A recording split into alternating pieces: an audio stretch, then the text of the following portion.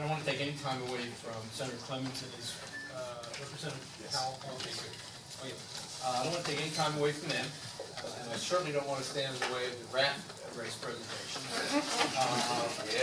But I wish I did have the time to give the proper accolades and due to our legislative representatives. The special session was like a three-week-long conference committee on the budget, and it was very strenuous as far as trying to stay up minute to minute of what was taking place.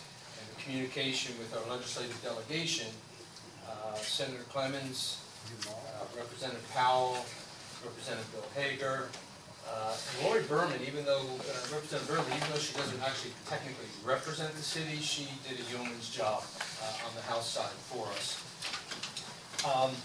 I cannot say enough about what Senator Clemens did on behalf of the city. He's going to talk about, I'm sure, other things about the session, but we would not have had the leg up, the start, for the money to be appropriated for Boutwell Road and also $500,000 for the water project were it not for Senator Clemens. He's vice chairman of the Transportation and Economic Development Committee in the Senate. It's a very influential committee. It's where all the economic development projects go. It's where all the transportation projects go. Historic designations, everything goes through that committee. And the fact that the vice chairman of the committee helped tremendously. On the House side, once the money was in the budget, it was the House's responsibility to try to match up with the Senate. And that was not easy. So Representative Hager, I'm glad Representative Powell is here, texting him continually, okay, go talk to so-and-so, get back in there, keep fighting. But they were very responsive, and I can't say enough. At some point, I would like to, maybe next meeting, come back and tell you the strategy going forward. I did go out of my way and met with the governor's office. I went up last week, did meet with the deputy chief of staff in charge of the Transportation and Economic Development budget, Frank Collins, and the budget director. We had a lengthy conversation about how to make sure this does not happen again next year. I don't think the veto message matched with the homework we did. They wanted to make sure we had the support of the BDB. I showed them the letter. They wanted the Economic Council, showed them that letter. I mean, everything they didn't know we were approved by the MPO. They just did not have an understanding. There wasn't the time. Normally 60 days of a gubernatorial review was crunched really to 7 days. So we talked at length about how to make sure that we're not in this situation. Again, they can't tell you you're veto proof, but he did give us some hints, which I've already met with your staff, Dolores, Manager Bornstein, about how to get ready for next year, which we've already started to implement. So next month, maybe I'd like to come back and talk to you about the strategy going forward. But without further ado, my heroes, I don't know who wants to go first, Senator Clemens or Representative Powell, but Can we do it together? yeah, absolutely. But I can't thank them enough. Only sing.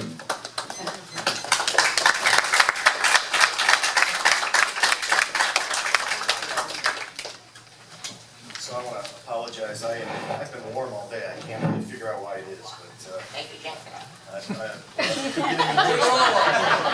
so it's good to be back in this chamber. I say that lightly, and I appreciate you having me. It was frankly for me up until the end of June the best session I've had in Tallahassee, and that was both legislatively and in terms of budget.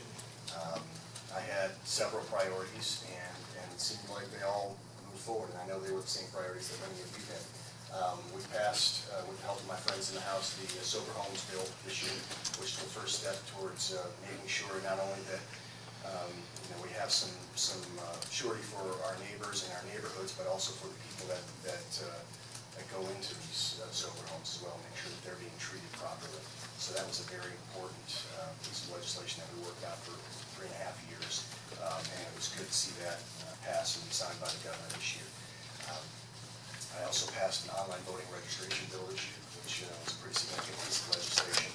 And I've worked with the governor's veto on that, even though he had reservations.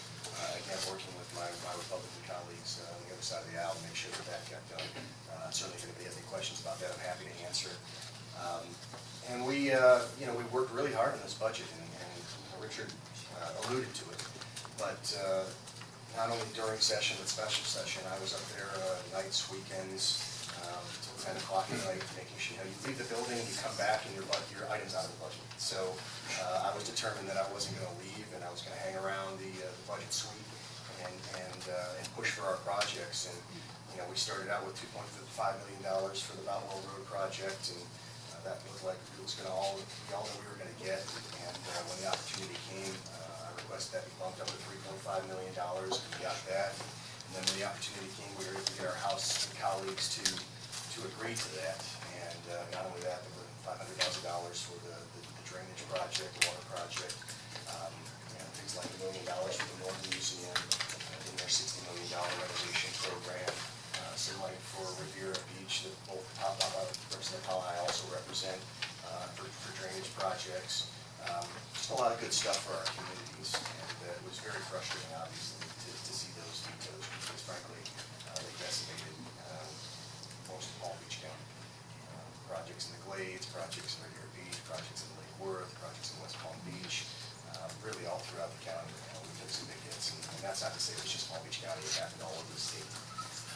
The history of the governor's vetoes, if you look back on his 5 years now, the first 3 years that he was governor, he had hundreds of millions of dollars in vetoes. That's just been his MO. The fourth year was an election year, and so we only had $30 million worth of vetoes. And this year again, over 400 record number of vetoes. And Richard touched a little bit on the veto message, and I got to tell you, I'm not really sure what it means. I'm trying to figure it out, and no one seems to be able to explain it to me properly. And I think the reason being is that it doesn't really mean very much. And as an example, just for everybody in this room, Representative Powell and I worked on a drainage project for Riviera Beach in 2013. We've had $500,000 in the budget for that project, and it got vetoed.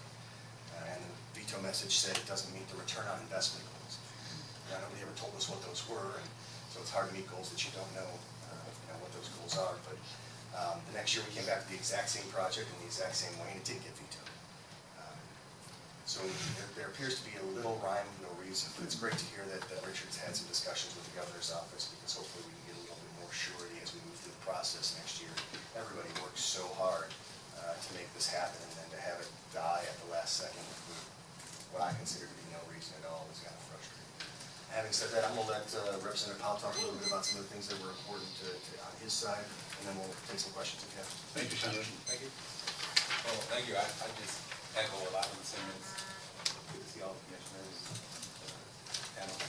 Sentiments that Senator Clemens said. Senator Clemens was, along with Richard Pinsky, our lobbyist, was just a Could champion. you speak louder?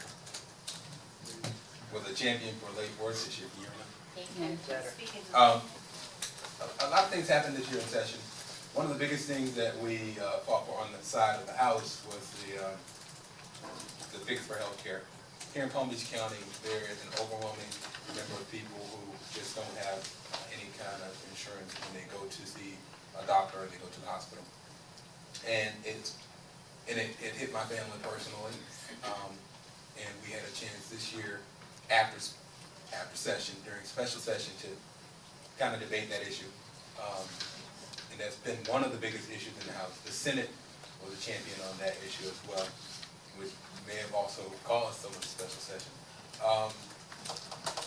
I would also say that the other big thing that we fought for this year was the Land Acquisition Trust Fund.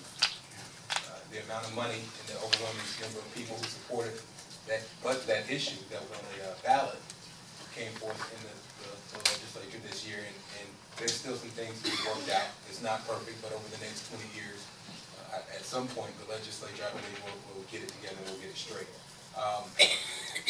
Me personally, I had an opportunity to pass a couple bills, one dealing with the guardian ad litem on quiet property, quiet title transactions when it deals with property, and also a Closing the Gap grant, adding sickle cell to the list of diseases that will be able to apply for funding when it comes to Closing the Gap grants. Session was pretty good until we got into special session where Senator Clemens, like I said, was a champion. If I had any question or anything that we needed to get done, he really was there to make sure that it happened. So we really have there's a special place in my heart, and especially for the town of Lake Worth to have him on our side. And that's pretty much it. Thank you. Thank you, Representative. Any questions from the commission for either the senator or representative? Commissioner McFoy. Representative Powell, thank you for bringing up, I assume you're referring to Amendment 1 that passed with 75% better support. It came up this morning at an event that the level of discontent at that funding was intended very clearly for land acquisition, not to fund ongoing operating expenses of agencies or even land management ones. So there were a lot of people that were very upset that it was finagled around. So I appreciate your pushing on it in the right direction. Absolutely, and Commissioner McFoy, what I will tell you is that in the legislature, we ended up closing a lot of the trust funds that were there for land management and environmental controls. And what we ended up doing is putting those into the trust fund to some things were moved around and it didn't get exactly where it should be. But I'm certain that over time, as with anything in politics, progress happens over time. We're not there, but I have a feeling we'll get there. And for the most part, there were a lot of people who were disappointed with the way that we handled the land acquisition trust fund and the management of those funds and amendment dollars. I'll just add, there was a disconnect between folks who wanted to structure the budget around the strict language of the amendment, and they wanted to, when they said that they were using these funds for that purpose, that the amendment allowed them to do that. And frankly, people can interpret things in different ways. I think the public was pretty clear about what they wanted. And they were very They wanted us to buy some land, and it was very frustrating. The chair of Environmental Resources in the Senate, General Government in the Senate, was quoted as saying, we don't need to buy any more land. Back when Jeb Bush was governor, we had $300 million for Florida for revenue to buy land, conserve land. Yeah. This isn't a Republican or Democrat issue. It's about Future. making sure we have a Florida that our kids can enjoy, and Republicans and Democrats enjoy Florida. So it was frustrating to see that argument being had. I think, did what we pass comport with Amendment 1? I would have to say yes. You could probably say it does, but I think clearly there's a difference between following the exact letter of the law, or stretching the letter of the law, and doing what was intended. And I think everybody knows this. Any other questions? I just wanted to thank both of you. Having the chance to work with you in Tallahassee was a great honor and a privilege. It was great to see everybody working together. And I often say, when we represent municipalities, we run on a nonpartisan party. But when we visit Tallahassee or Washington, we're visiting everyone.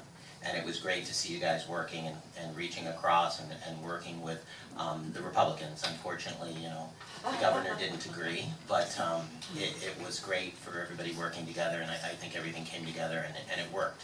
Unfortunately, we got vetoed, and hopefully next time around we won't. But I just wanted to thank both of you for reaching out, representing Lake Worth. Thank you. And if I may, we're not able to sell Lake Worth to our colleagues if you all and the Lake Worth staff weren't able to put together something for us to sell. And I say this having sat in your seat. We've been talking about the Park of Commerce project for the longest time, and the truth of the matter is it's going to take money to make money.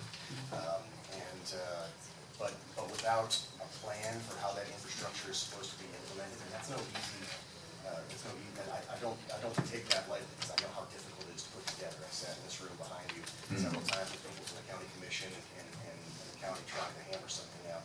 So without your hard work and your staff's hard work to get us to a place where we have something to sell, we could not have done what we did. So you should congratulate them too. They did a fantastic job putting together a package that I was able to go to my fellow senators and say this is an important project for not just for Lake Worth, but really for all of Palm Beach County. It's one of the very few last places where we can bring business to I-35 corridor in a significant way. So I will promise you this, and I know Representative Powell feels the exact same way. You know, we're gonna go for it again this year, and you know, maybe we'll have a different result, just like we did with Riviera Beach when we went for it the second.